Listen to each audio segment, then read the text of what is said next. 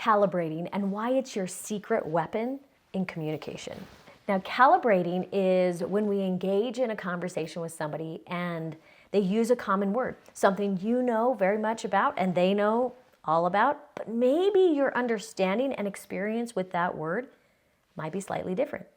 And so the conversation starts to turn and you might be getting a sense of, are we talking about the same thing? I don't think that means what you think that means. And now without calibrating, we continue the conversation. We may end up in a little bit of a conflict, not being on the same page. But we're talking about something so common. So this creates incredible frustration and communication breakdowns. Calibrating is taking a moment to, what does that word mean to you? And what does that word mean to me? And if we need to negotiate on its meaning, we then have an opportunity to do that. By calibrating, we then are able to move forward in the conversation, having the confidence that our communication partner is receiving that comprehension and that you're comprehending them with just as much ease.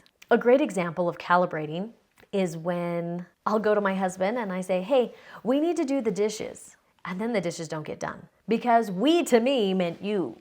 Now, in this case, the we in the scenario meant you. And the we to him was like, oh, I guess we're going to do this together as a couple. Should have calibrated on that one.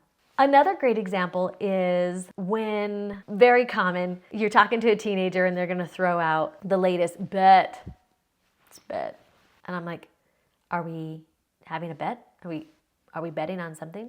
I don't think that means what you think that means. So let's calibrate. What does bet mean to you? He's like, agreed. Yes, I like it. Oh, okay, now I have a new definition and we can use this word having the same understanding. So calibrating, it's awesome.